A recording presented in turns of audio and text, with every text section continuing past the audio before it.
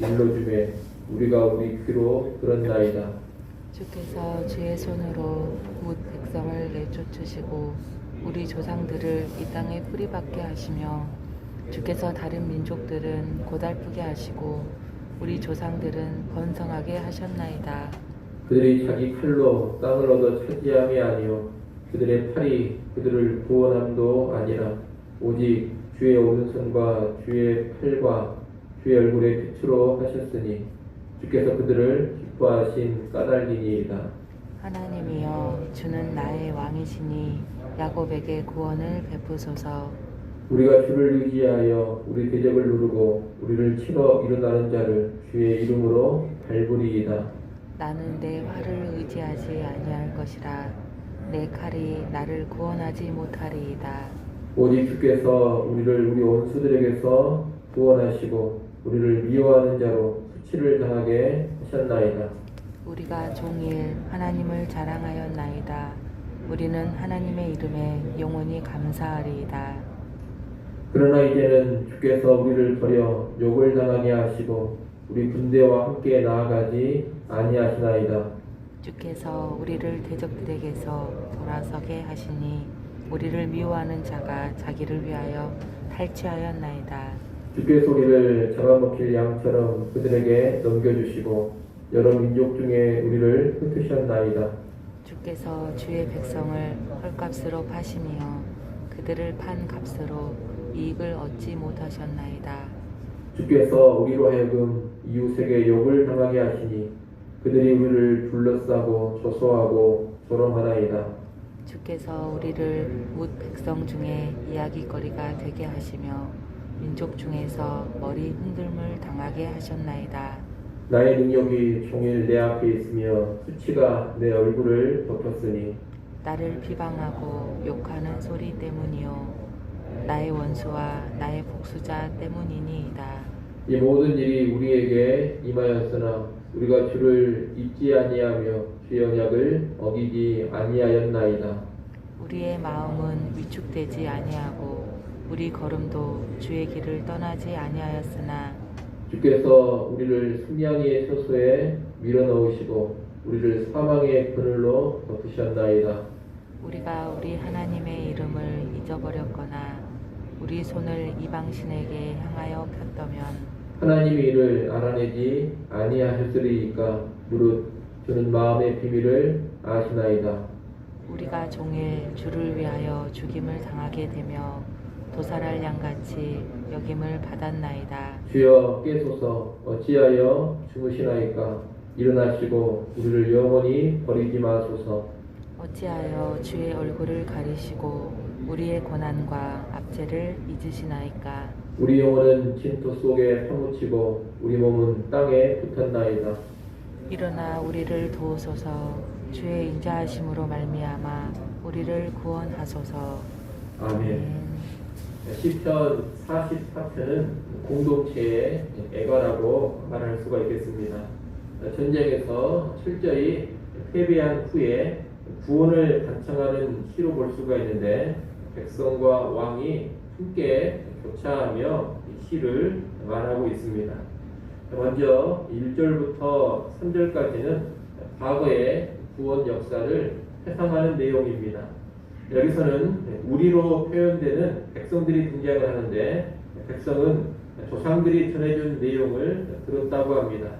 조상들은 옛적 그들의 시대의 역사하신 하나님에 관한 이야기를 전해줬는데 그 이야기는 다른 것이 아닙니다. 2절, 3절에 있는 것처럼 가나안 땅을 정복하고 그 땅에 정착하게 된 이야기입니다. 조상들은 자기들의 칼로 가나안 땅을 차지하지 않았고 그들의 팔로 스스로를 구원하지 않았습니다. 하나님께서 뭇 족속들을 쫓아내시고 그 땅에 정착하게 하셨습니다. 하나님이 그들을 기뻐하사 하나님의 능력으로 가나안 땅을 정복하고 정착하게 해주신 것입니다. 4절로 8절은 그 옛적에 능력을 행하신 하나님께서 지금도 역사하시기를 바라는 간구입니다. 4절에 보면 화자가 우리에서 나로 바뀝니다. 이 나는 공동체를 대표하는 왕으로 볼 수가 있겠습니다. 왕은 하나님 앞에서 자신을 겸손히 낮추며 하나님이여 주는 나의 왕이시니 야곱에게 구원을 베푸소서라고 합니다. 왕은 진정한 왕이 하나님이라는 것을 고백하고 있습니다. 인간 왕은 하나님의 대리 통치자에 지나지 않는다는 겁니다. 그러면서 진정한 왕이신 하나님께서 야곱 곧 이스라엘에게 구원을 베풀어 달라고 호소합니다. 5절로 가면 다시 화자가 우리 곧 백성들로 바뀝니다. 백성들은 4절에 왕의 말을 받아서 우리가 주를 의지하며 대적을 누르고 우리를 치러 일어나는 자, 다시 말하면 적군을 주의 이름으로 갈구리라 이렇게 말합니다. 6절에서는 또다시 왕이 말하는데 내 활을 의지하지 않고 내 칼이 나를 구원하지 못하리라고 합니다. 자기의 힘과 자기의 능력을 의지하지 않겠다는 겁니다. 이어 7, 8절은 다시 백성의 말입니다. 백성은 주께서 우리를 원수의 손에서 구원하셨으니 종의 하나님을 자랑하고 하나님께 감사하겠다고 합니다. 이렇게 4절로 8절까지 말씀은 왕과 백성이 서로 화답하면서 과거에 큰일을 행하신 하나님께서 현재에도 도우시고 구원해 주시기를 바라는 내용입니다. 그러나 실제적인 결과는 어떻게 됐느냐? 하나님을 의지하고 우리의 힘을 의지하지 않고 적군과 맞서겠다 그렇게 나갔는데 결과는 큰 패배와 수치였습니다. 9절로 14절은 크게 패배하고 수치를 당한 백성의 탄식입니다. 9절 말씀은 그러나로 시작을 하고 있습니다. 승리를 원하고 구하였습니다. 하나님을 의지하며 나갔습니다. 하지만 패배했습니다. 백성은 주께서 우리를 버려 욕을 당하게 하시고 우리 군대와 함께 나가지 않으신다고 호소합니다. 백성은 적들에게 쫓기고 탈취를 당했습니다. 하나님은 그들을 잡아먹힐 양처럼 적들에게 넘겨주셨고 여러 민족들 가운데 흩어버리셨습니다.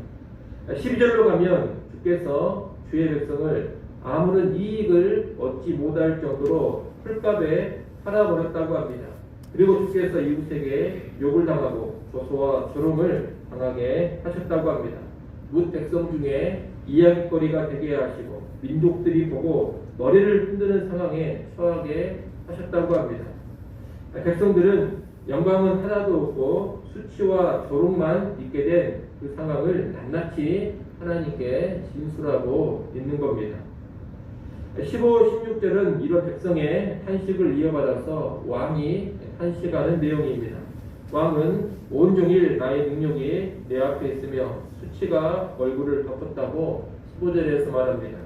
그리고 16절에서는 나를 비방하고 욕하는 소리 때문에 나의 원수와 복수자들 때문에 그런 수치를 당하고 있다고 합니다. 백성들이 당하는 수치 못지않게 왕도 큰 수치를 당하며 고통스러워하고 있는 겁니다. 이어지는 17절로 22절까지 말씀은 백성이 결백을 선언하는 내용입니다. 지금 이들은 이웃과 문 나라들로부터 수치와 모욕을 당하고 있습니다. 그런데 그것이 자기들의 죄 때문이 아니다 이렇게 말하고 있는 겁니다. 다시 말하면 우리가 범죄했기 때문에 이런 비참한 결과를 당한 것이 아니라는 겁니다.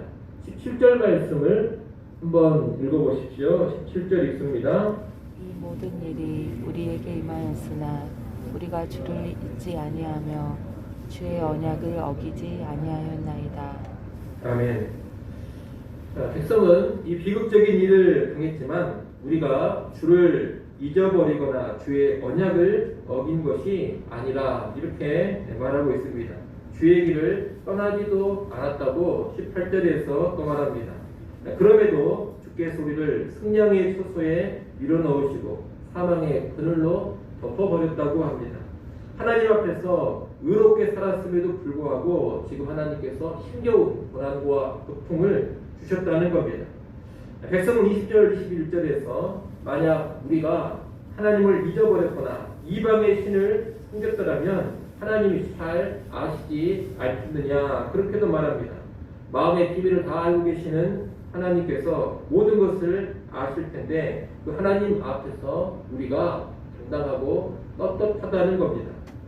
백성은 자신들이 마치 도살당할 양처럼 여겨졌다고 합니다. 죄가 없음에도 죽임당하는 희생 제물과도 같다, 이런 말입니다. 이처럼 백성은 자기들의 결백을 선언하는데 분명히 이 백성은 범죄하지 않았습니다. 하나님을 의지하고 하나님의 언약에 신실했습니다. 전쟁에 나갈 때 우리의 힘과 우리의 능력을 의지하지 않고 여호와의 능력을 의지하겠다, 이렇게 결단하고 나갔던 백성입니다. 그런데도 큰 패배를 경험하고 비참한 상황에 이른 것입니다. 23절로 26절은 하나님의 신속한 개입을 원하는 호소입니다. 하나님과의 언약에 신실했음에도 이런 비참한 상황에 떨어지니 하나님이 주무시는 것 같습니다. 그래서 깨어나시고 우리를 영원히 버리지 말아달라고 호소합니다. 어찌하여 주의 얼굴을 가리시며 우리가 당하는 고난과 압제를 잊으시냐고도 합니다. 우리가 죽을 지경이니 일어나 도우시고 주의 인자하심으로 구원해달라고 호소합니다. 이렇게 44편은 간절한 구원의 호소로 마무리가 되고 있습니다. 우리는 이 시편 44편에서 모든 실패와 수치가 죄로 인한 것만은 아니라는 것을 먼저 배우게 됩니다. 의롭게 살아도 하나님과 맺은 언약에 충실해도 패배하고 큰 수치를 당할 수가 있습니다. 하나님을 의지했는데도 웃음거리와 농담거리가 되어서 얼굴을 들 수 없는 그런 지경에 이를 수도 있습니다. 여러분, 그것이 이 땅의 삶입니다.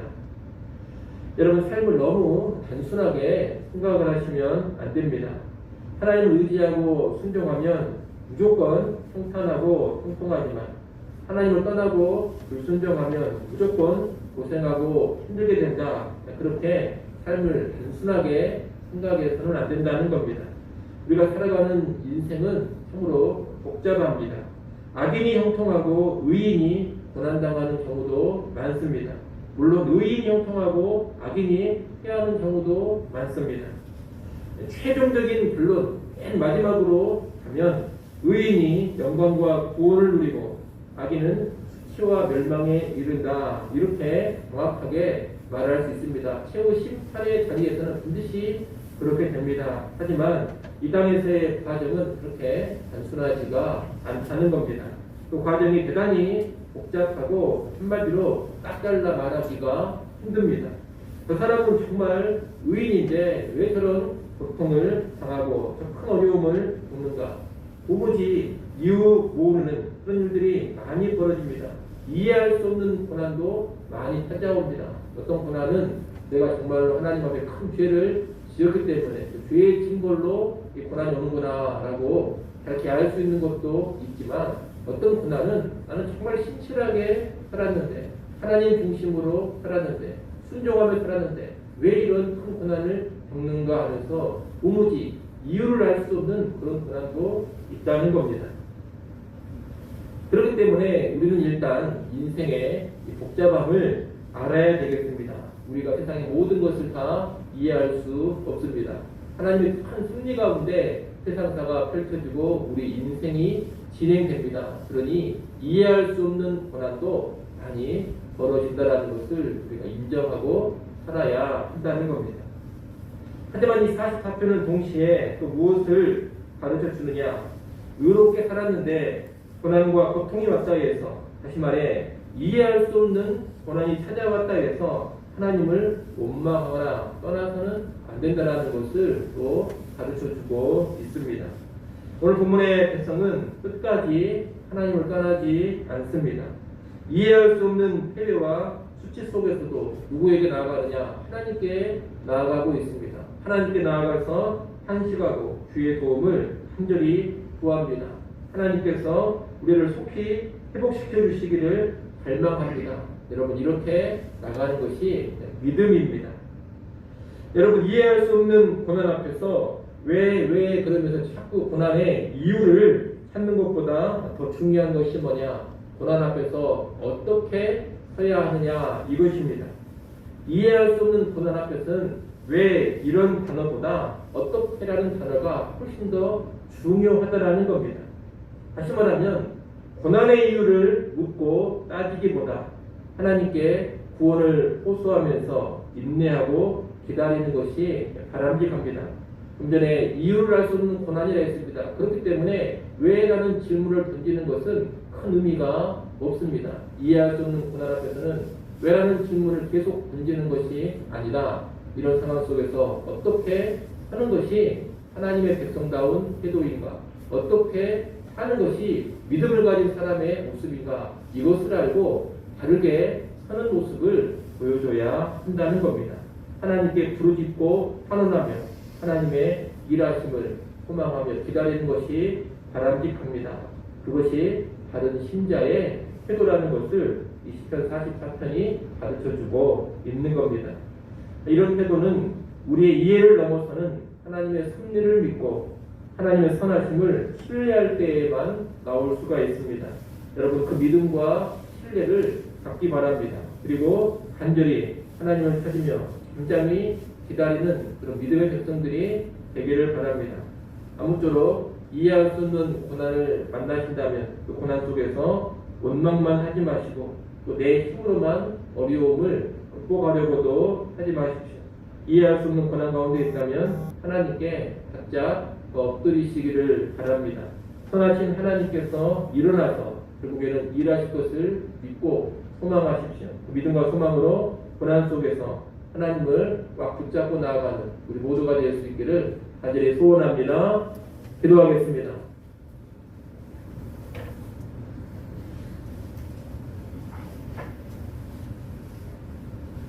하나님 아버지, 하나님과의 언약에 신실했고 하나님을 의지하며 살았음에도 불구하고 큰 패배와 수치를 당했던 백성의 모습을 보았습니다.